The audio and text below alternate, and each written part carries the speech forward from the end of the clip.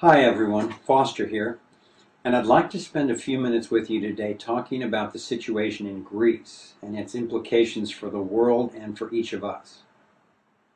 I believe the more informed we are, the more preemptive we can be in the face of threatening situations. So let's try to translate some news. Greece is undergoing what they call austerity measures. They're supposed to be tightening their belts and reining in spending. One translation of this that I would suggest is that they're supposed to be giving up anything they have left and starve if necessary in order to bail out Goldman Sachs and the Wall Street $32 trillion derivative scheme that's behind all of this, and then pay back the loans of fake money their corrupt government took on in their names. So we're seeing riots in the streets, we're seeing burning buildings, we're seeing hunger, hopelessness, and despair. Greece is in a classic death spiral. The debt is getting bigger while the economy is shrinking. But so are the rest of us. This is happening in virtually every country around the world. I want to suggest we're like debt slaves being harvested for our money and for our labor in the financial coup d'etat that Catherine Austin Fitts calls the breakaway civilization. Why does she call it that? Well, these people have most of the world's money. They have their own secret societies, their own rules, black projects, intelligence agencies, mercenary armies, space programs, and more. The so-called money masters have leveraged and interlinked the entire system so much that the default of Greece could start the inevitable falling of dominoes in banks and whole countries very soon. It could be months, it could even be weeks. So why are Ben Bernanke and the other central bankers still printing money? Are they clueless?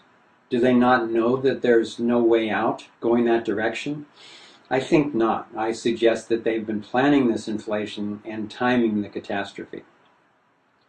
George Soros and the heads of the World Bank and the IMF have recently come public with their warnings about an imminent global financial collapse. Now, with their capability to manipulate such a scenario, they're apt to know. I think it's a classic problem, reaction, solution scenario. The problem? A global economic collapse, possibly in conjunction with a new war in the Middle East, maybe two. The reaction they're looking for? Our fear, our confusion, and our helplessness. The solution that I think that they're planning to bring forward? A global government funded by a mandatory global tax, enforced by world police, and a one world currency for everyone. And why are they doing this now? Well, one reason that not a lot of people know is that the Federal Reserve Charter, which was instituted in 1913, is a 100-year charter. So it comes up for renewal in August of 2013. And I don't think the powers that shouldn't be want to see that come up for a public referendum in any way, especially with how people are catching on now to what the Federal Reserve really is and does.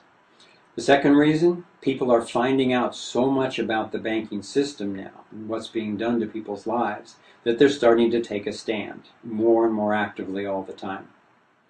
The banksters and the crooks are grabbing as much of this phantom money as they can, and they're running for the hills with it. They're turning it into precious metals and land. They're buying up, real commodities. They know that the blowback will be coming soon because it always has with so-called austerity. It's happened in Ecuador and Chile and Bolivia. It's happened in Japan. It's happened in the Soviet Union, Iceland, and many more. In the U.S., we can't afford to think that it can't happen here. In fact, I think that that's a major part of the plan because we're their major stumbling block to global governance. So let's look and see what they've done to prepare. They've done the Patriot Act. They've done the Military Commissions Act, the NDAA, with its indefinite detention, even assassination, even of American citizens. They've done the Enemy Expatriation Act, where they can send any American citizens away from this country and take away their passport, rendition them indefinitely. They've authorized corporate armies in case of civil unrest. They've created the continuity of government scenario where the executive branch can basically ignore the Senate and the Congress in case of emergency. Now, they wouldn't want us to be able to effectively organize or to stay informed, so we've seen SOPA and PIPA and ACTA and the Cybersecurity Act and many other attempts to take over and control the internet as they have in China and Egypt and other countries. Rahm Emanuel has gotten special authorization for new police state measures in Chicago for the G8 and NATO summits that are coming up. And he's created in such a way that those capabilities will stay in place after the gatherings, setting a new precedent for the entire country. And of course, there are the FEMA camps, which have been built or refurbished recently in case of so-called pandemic or civil unrest. What are the odds of all of this and much, much more happening by coincidence? I want to share a quote with you from Henry Kissinger in 1991 that I think sheds a lot of light on the situation. Today, America would be outraged if UN troops entered Los Angeles to restore order. Tomorrow, they will be grateful. This is especially true if they were told that there were an outside threat from beyond, whether real or promulgated, that threatened our very existence. It is then that all peoples of the world will plead to deliver them from this evil. The one thing every man fears is the unknown. When presented with this scenario, individual rights will be willingly relinquished for the guarantee of their well-being granted to them by the world government. So what can we do as individuals and groups about this type of scenario? Well, first we can get informed and we can educate our networks. One of many good ways to do this is spread this blog and share Thrive. Secondly, we can connect with our neighbors and organize locally. I recommend that you create with them as much food, water, and energy self-sufficiency as possible.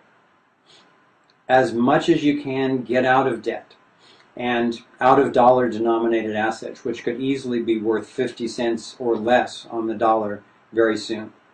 I recommend you get into real commodities such as precious metals and especially non-perishable food for emergencies. I recommend that we direct our protests especially toward the central banking system and the fractional reserve and fiat money scams, because that's what makes everything else possible. In addition to that, get creative. Sit down with your neighbors and see what you can come up with, and look on our website under the Solutions section. In my next video blogs, I'm planning on reporting on my visit this past weekend up to Olympia, Washington, where I was invited to take part in the Occupy Solidarity Social Forum. I want to share with you some of the exciting things that I learned and some of what I got to share with representatives from Occupy sites from all over the country. And I wanted to share as well the Thrive Solutions model, which Thrive groups all over the country are starting to implement. So I look forward to being with you then, and meanwhile I encourage you to be informed, be nonviolent, and be relentless. Thanks for listening. Bye-bye.